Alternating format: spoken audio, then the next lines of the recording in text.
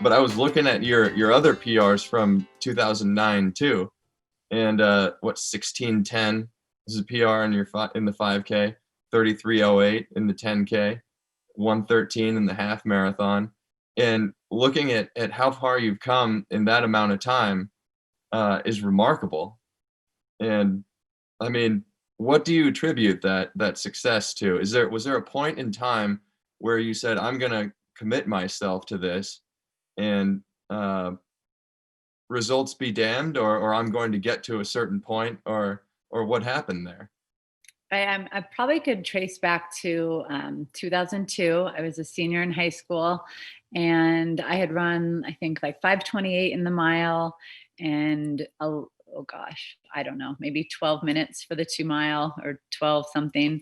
And at the time, my dad was he was sick with prostate cancer, and he was getting cancer treatment in New York at Memorial Sloan Kettering. And we lived in Phoenix at the time, but his health was really declining. So I decided to go out and visit him as he was getting, treatment. His cancer had moved to his liver, so we knew it was progressing. And yeah, when I got out there, I stayed with a family friend, and I was going to go into Manhattan on Saturday morning to visit my dad. But before I headed into the city, I woke up Saturday morning and I went for a run. Um, and on that run, I just had a very strange feeling, something I can't really explain. And when I got back from the run, my stepmom was on the phone and she said, "Stephanie, your dad passed away." And of course, I said, "No, I'm about to go visit him right now." And she's like, "No, he passed away in the last hour." And being 18 years old and by myself, I didn't have any of my family around. I kind of realized that feeling that I had, that strange feeling on the run, was, I think, my dad passing through me, because he essentially died while I was on that run.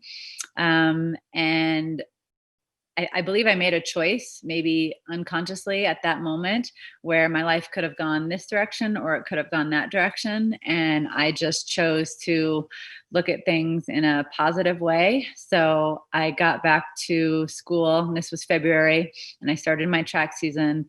And I just said, you know what, maybe I can run harder than I've been racing. Maybe there is more in me. Maybe I can go through more pain than I thought. Because I really thought I was giving my best effort. But if I was being honest, I probably wasn't. I was partying in high school and not really caring that much about running. And yeah, by the end of my senior year, the state meet came around, and I ended up taking my mile time down from 5:28 to 4:58 in the mile. And I took second at the Arizona State meet.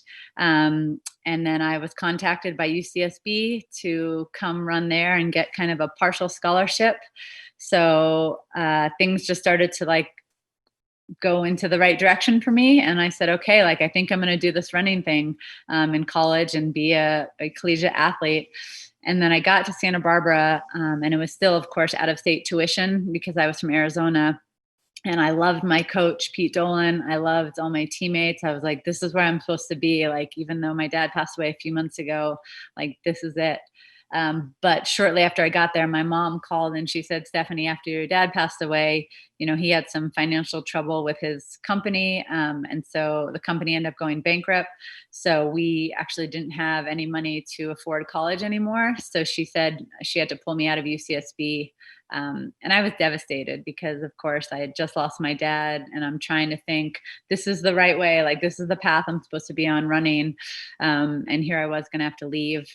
And an article was written about me in the school newspaper. And my coach called me a week later and he said, "Stephanie, someone read your article.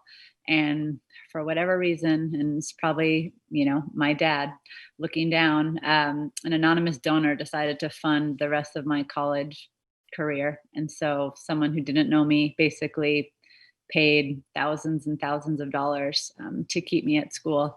And so from that moment on, my attitude has just been, you need to make this life worth it and you need to pay it forward. And it's been almost not even a choice of having to view the world with a positive attitude and figure out how I can make a difference. Holy cow. That that is beautiful.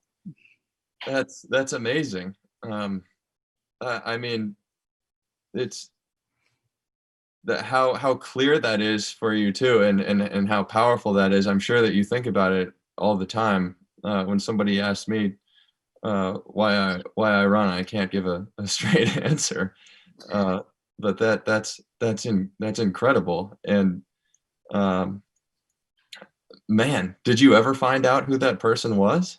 So at a soccer game, I remember like leaving one day and this man and wife kind of like came up to me, but I didn't get their name and they just introduced themselves in a way where they said that they were my donor. And of course, like I had written out this like entire letter of what I was going to say to them. And I get there and I was like stumbling on a first date or maybe, and I was like, well, I have no words. And I just said, like, how can I ever repay you?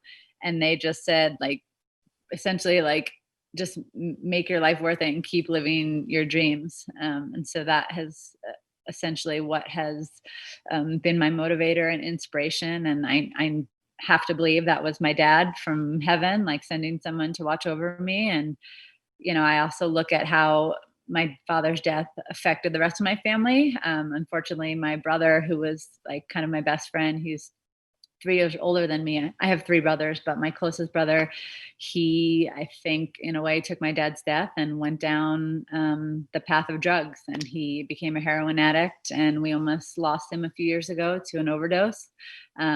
He's back on the road to recovery, but he will be probably battling that the rest of his life. And it's just amazing how, that is a mental illness, but at some point he made a choice to go this way. And so I am so grateful that at whatever moment I had, I chose to go this way, and that was pursuing running. And so sometimes running can seem so trivial in the scheme of life and what's going on in the world and COVID and 2020. But if it's something that feels like it keeps you alive and keeps you getting up in the morning, then it is worth it. And so I think that's why I try to center so much about running and why I care about the sport and the running world and the impact it can have on your life, because I do believe it can save people's lives in some fashion.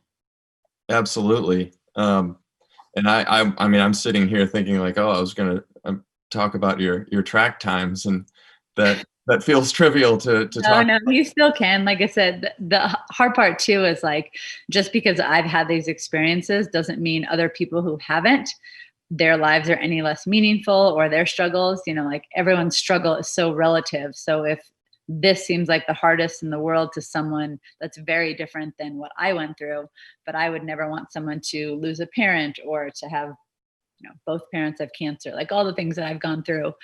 Not everyone needs to do that. I think I'm just, in a sense, blessed in that regard, that I've been able to have teachable moments in my life because of the experiences I've had. Yeah, struggle is a very personal thing, and it's but if you're an empathetic person, as you are, it can inspire people when you share your story like that, and your successes also inspire people too. Which track times can seem like a trivial thing, but when you succeed in hitting your goal, or knocking something out of the park, that's what that can do for somebody else who's a fan, or somebody else who's struggling and sees how far you've come, and your ability to keep pressing on and hitting that goal. That's a really important and special thing.